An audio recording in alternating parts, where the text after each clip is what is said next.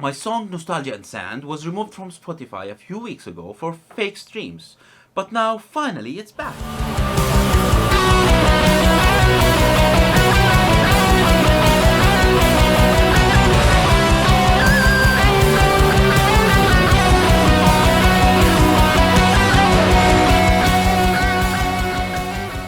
Here's a quick recap if you missed my video about this topic a few weeks ago.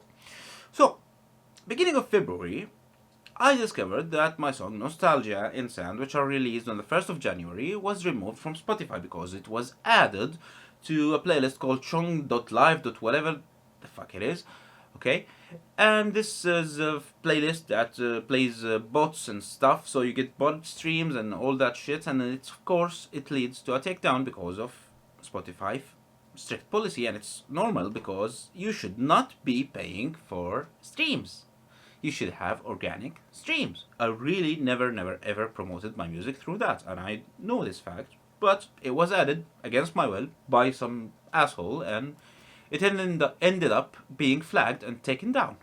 It got me really furious, and I was really disappointed by how Spotify treats artists. I'm still disappointed, of course, but let me tell you more about it. I realized big part of the problem was the distributor itself. So I've been using Distrokid since 2016. I've released all my songs with my old band Hypomania and my current artist name Thabit G using Distrokid. And it's been going okay. I mean, they lack support. You feel like you are dealing with a bot anyway. But there's a big problem that they really don't have any proper customer support. It takes them weeks to respond, and if they respond, they usually are not useful, unfortunately.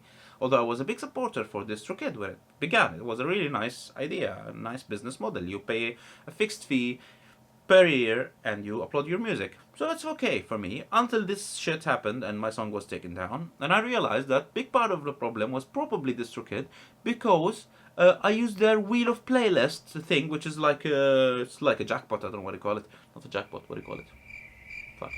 I'm not good. I'm not good at gambling. Anyway, so apparently, from what I read on forums and stuff on Reddit, that when you use this wheel of playlist, your song gets selected. It's just a random. It's like a draw, and it gets a number, and it gets put on Distrokid's authentic playlist, and it gets some streams or not. So I did actually use that, and I suppose it's a legit thing. It's a legit promotion feature from Distrokid, which is fine. A lot of songs that end up getting flagged for fake streams and artificial streaming actually were originally on that wheel of playlist thing, which is probably how the scammers pick up the songs. So Distrokid are part of the problem, and they don't do anything about it. After all this, I got really fed up with Distrokid, and you can't even tell if it was Spotify taking the song down or your distributor, but most likely it's the distributor. So after doing some research and looking for an alternative way to distribute my music, I decided to go with LANDR. Why not give it a shot? They have much better features.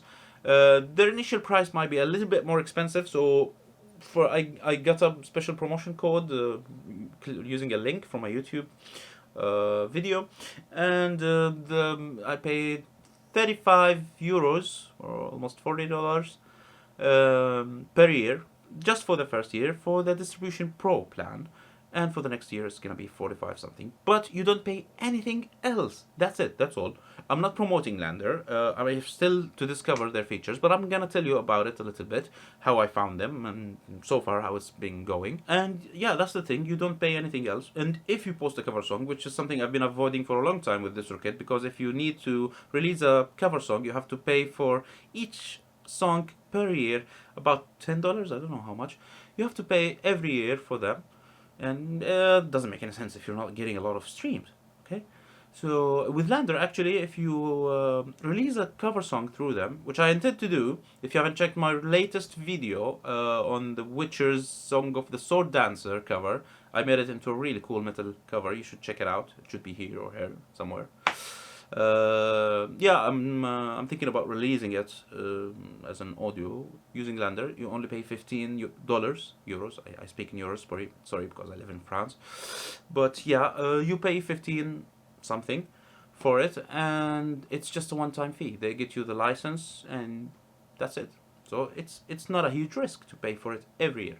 And another good thing about LANDR, if you stop paying for your plan, your music will not be taken down. Simply they will switch to a different scheme. They will take like 15% of your royalties if you make any. They have an import feature which is really cool. You just copy the link from Spotify or Apple Music in the import tool, and they get the ISRC and everything, and the artwork and some metadata. Of course, you need to check it. You need to upload the same WAV files of the original audio, and you need to provide a screenshot to prove that you own the rights to this music, usually using the dashboard from the previous distributor. So I used screenshots from Distrokid's music. Maybe that's the only useful thing I had with Distrokid recently. With Distribution Pro, your music should be up within 2 days, but I didn't find this in the beginning because it took more than 8 days to get my music on.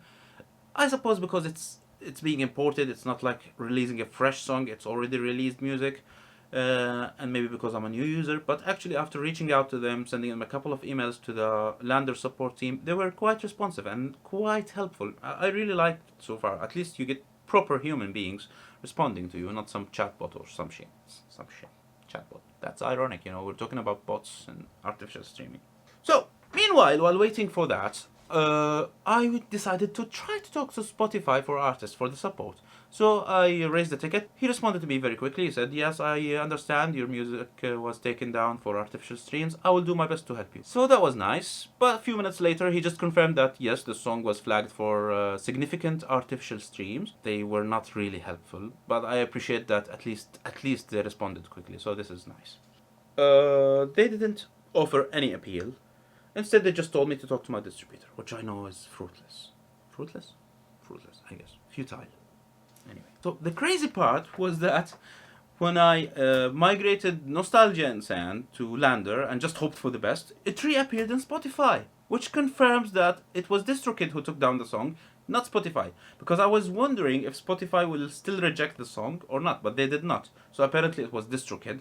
They just take it down to avoid any problems with Spotify without even trying to give you a chance to appeal or to prove that you were not involved in any marketing or any artificial streaming.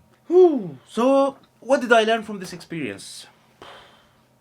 First, again, Spotify system is really flawed because it allows people to add your songs to artificial playlists and bot stream them, then they blame you for it, which is really horrible. I fully understand that you should not be doing this yourself, but what if someone else is doing it and you are being blamed for it? So again, I still stand my ground. This is a flawed system. They need to work on it. The second thing I've learned is that having the right distributor really matters. So in my case, so far I've been happy with LANDR. It's only been a couple of weeks. I don't know how it will go in the long run, but I like their model. I like their really responsive support and their simplicity. The third thing I learned is that playlist scams are real, and it's a big problem. It's really plaguing the music industry, and especially impacting the independent artists because there are no big labels behind them to support them. There are rumors and stuff about labels themselves botting their streams for their artists to push them. I don't know if it's true or not. I do not claim this to be true, but I don't know.